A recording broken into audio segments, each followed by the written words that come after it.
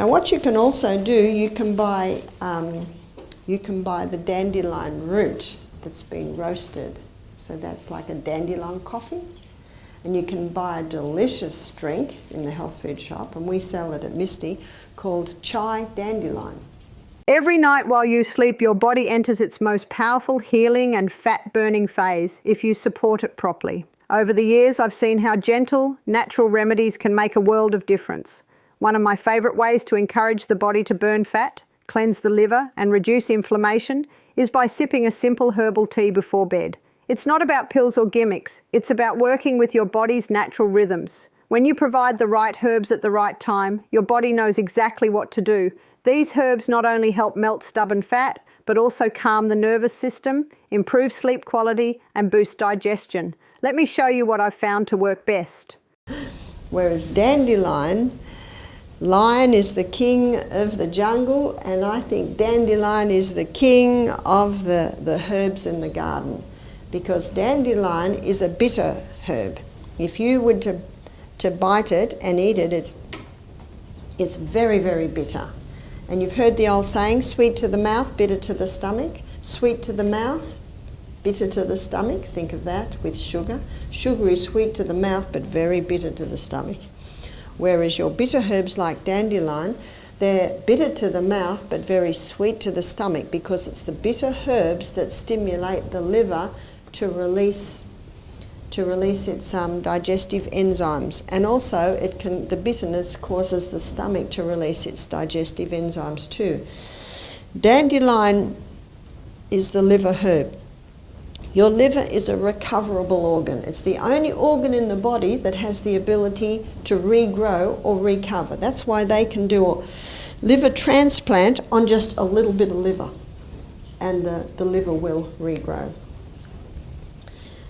And I'm so glad that God made the liver a recoverable organ, because some of the things that people are doing to their body, in ignorance, mostly granted, if we didn't have a recoverable organ, some of us wouldn't even live past our 20s.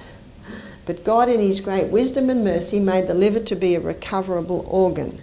And these herbs help stimulate the liver to regrow and to recover.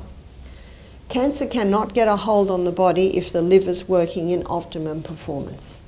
Now, how can we eat this? How can we eat the dandelion? Well, there's a recipe in Europe. A friend of mine went through Europe traveling for a while, and she stayed at some of her relatives because she is German descent. And she said that they make this wonderful hot potato salad. They cook the potatoes, and then they chop them up hot into hunks, and then they chop up heaps of dandelion, and then they put lots of olive oil, crushed garlic and salt. Just imagine that. Doesn't that sound yum? Now those smooth, blandish potatoes covered with the delicious olive oil that makes anything taste nice, and that also calms down the garlic, and it also calms down the bitterness of the dandelion. So every mouthful you eat is mostly potato with that lovely oil on it, and salt, and a little garlic, and a little bit of dandelion. It's actually delicious. It sort of balances out to a delicious hot potato salad. Now this lady suffered from iron problems. She said, I had no iron challenges when I was in Europe. She said, I think it's because I was eating the hot potato dandelion salad every day. Now what you can also do, you can buy the dandelion root that's been roasted. So that's like a dandelion coffee. And you can buy a delicious drink in the health food shop, and we sell it at Misty, called chai dandelion. A lot of people will drink chai tea, but the tea of course has the tannin and the caffeines in it. But chai dandelion is a delicious drink. A lot of people don't like herb teas because they say they're tasteless and bland. Not chai dandelion. Chai dandelion is a delicious drink, and it has a whole lot of herbs and spices with it to give it that beautiful flavour. So you can have the fresh dandelion scattered through your salads, or you can make your hot potato salad with lots of dandelion in it, the leaves, or you can buy the dandelion root roasted and have that as a hot drink. And if you really want to make the most of dandelion's benefits, I suggest incorporating it into your daily rhythm, especially in the evening. That's when the liver does its deepest work. A warm cup of roasted dandelion root tea before bed not only comforts the body, but also gently stimulates the liver to cleanse and rebuild through the night. It's grounding, earthy, and helps calm the system after a busy day.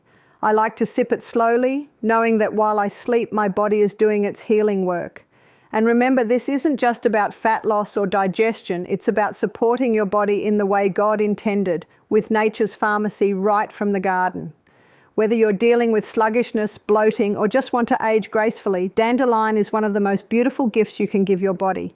Simple, powerful, and perfectly designed to help you heal. And you might be surprised to see that the first alkaline food I'm putting up here is the humble lemon. And you might say, no, the lemon's acid.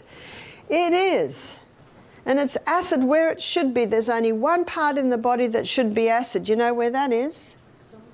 Stomach. It must be acid. If someone says, I've got a very acid stomach, I say, praise God. Because if you don't have an acid stomach, you can't break your proteins down. How do you know it's acid? Well, it's sore. Well, you shouldn't feel it. I can't feel it. It means you haven't got a thick mucosa lining on the stomach. We're going to look at water tomorrow, and that's made up of water. Maybe it's because you're dehydrated. Remember, you've got to investigate. No, the lemon is acid where it should be. That's why you'll find that most of our salad dressings have lemon in them. But when it is broken down in the gut and the minerals are dispersed and absorbed into the blood and thus to the tissues, it has an alkaline effect because the lemon is high in the alkaline minerals, which is sodium and potassium, calcium, magnesium and iron. These are the alkaline minerals, and the lemon is high in the alkaline minerals. Don't you love the lemon? Every home should have a lemon tree. And if you're in a unit, you can have a lemon tree in a pot on your veranda. And one liver herb that many people don't realise it is the lemon.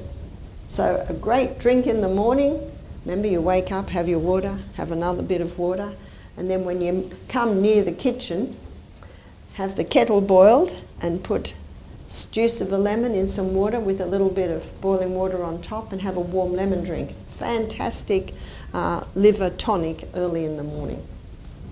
Also, the lemon is an internal alkalizer, so that will do a few things too. And while lemon is a beautiful way to start the day, it also plays a powerful role at night, especially if you're trying to support your liver and melt fat while you sleep. You see, lemon helps the liver flush out toxins, break down fats, and balance the body's pH, even though it's acidic in the mouth.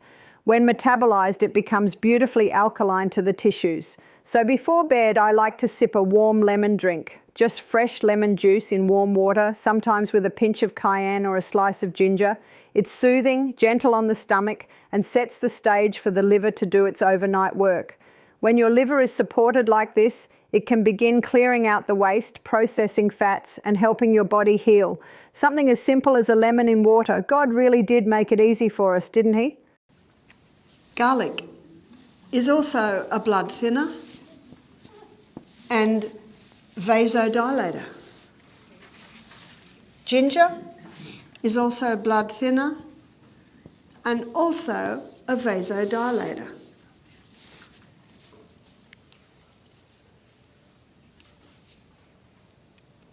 Hippocrates said, let food be your medicine and medicine be your food. How nice when medicine can be our food. I've had some people say to me, I'm spending a fortune on supplements. How nice when our food can be our healers. Ginger can be taken in many ways. My favourite is to grate it and pour boiling water on it and drink it. I love a hot ginger tea. We also put it in some of our juices. If I'm travelling and there's nothing to eat and I see there's a juice bar, I'll get carrot, celery and apple juice with double ginger. Oh, it's very nice. Now we're going to have a look at ginger. Ginger can be used internally and ginger can be used externally. Internally, it's an anti-inflammatory but it's probably mostly known for its anti-nausea effect. If you buy car sickness or seasickness tablets, it's compressed ginger. Now the easiest way I think to have this is to grate it. So you grate it on that little grater, and you'll grate about a teaspoon, and you put it in a little teapot and pour boiling water on it, and let it sit probably 10 minutes. Now that might be too strong for you, but I love it. I love it like that. If it's too strong, you just water it down a little bit. If someone's very cold, maybe they've been caught out in the cold or something and it's very hard to warm them up, give them a cup of hot ginger tea and it will warm them up very nicely. So it can be used for nausea, it can be used to warm a person if they're chilled or cold. And you saw too, it is one of the recipes in the flu bomb. I was at a function, it was a health seminar, and in the break everyone went and had their herb teas, and there was a girl with a tiny little grater grating ginger. And I said, ginger. She said, I'm an entertainer, I'm a singer. She said, I was in Greece last year and I lost my voice. And a little Greek lady made me a hot ginger tea. She said, I sung that night. So she said, I travel with my little grater everywhere I go. So very nice on a sore throat or hoarse throat. And you know, ginger is one of my absolute favourites before bed, especially if you're looking to support digestion and melt fat naturally overnight. It's warming, it's soothing, and it gently stimulates the metabolism. When you drink hot ginger tea before you sleep, it helps your body break down fats more effectively, improves circulation, and calms inflammation, all while relaxing the digestive tract. I like to grate a teaspoon of fresh ginger, pour boiling water over it, and let it steep for 10 minutes.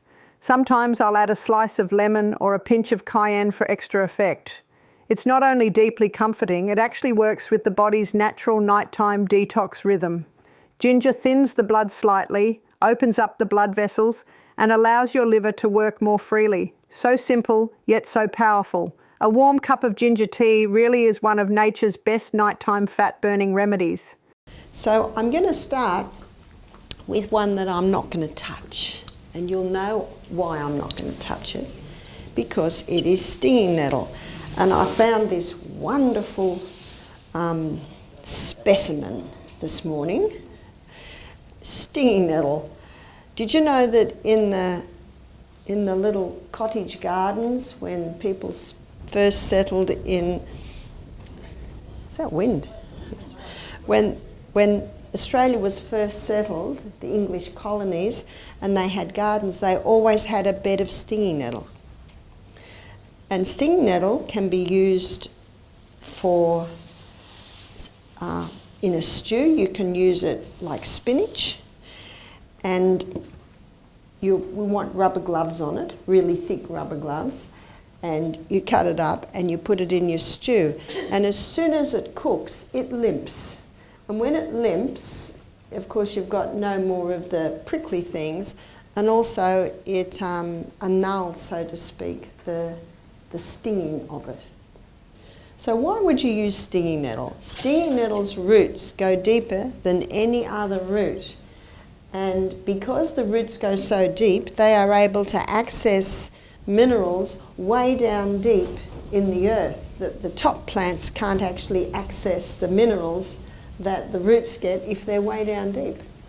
So this stinging nettle, and you can almost tell because it is so dark green. You see, the darker the green, the higher the mineral content. So at Misty Mountain Health Retreat, we serve our guests breakfast like a king and lunch like a queen and tea like a pauper.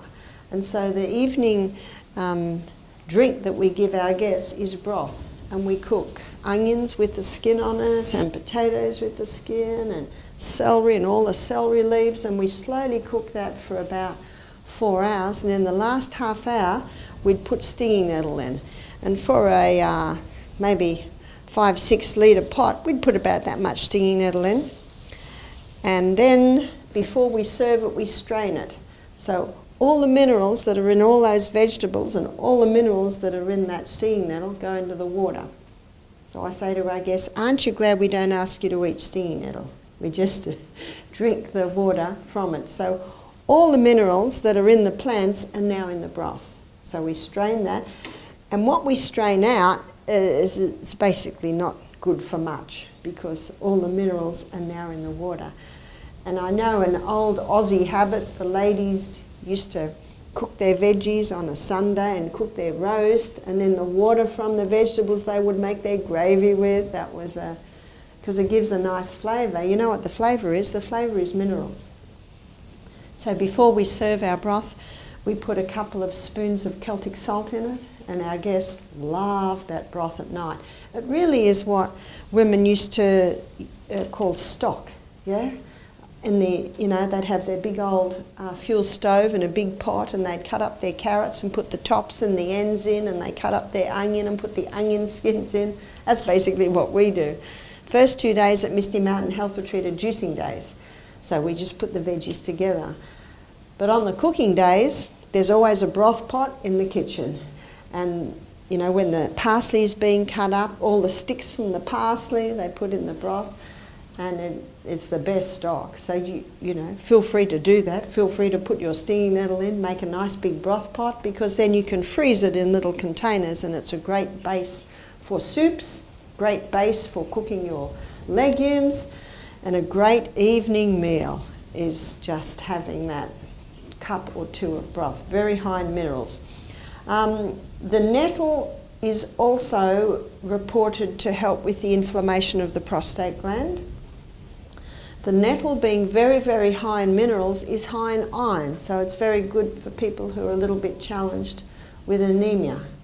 But you know, the main cause of anemia is low hydrochloric acid, and tonight, in my lecture on the gut, I'm going to show you how you can boost hydrochloric acid levels to heal anemia, to help get that iron out of the food.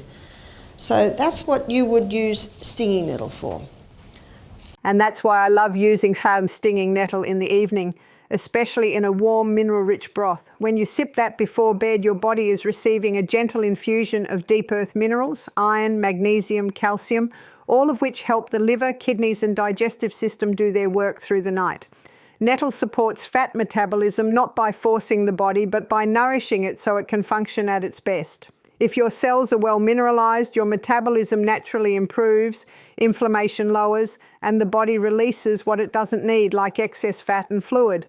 And the best part? You're not eating a heavy meal late at night, just drinking a light, healing cup of broth.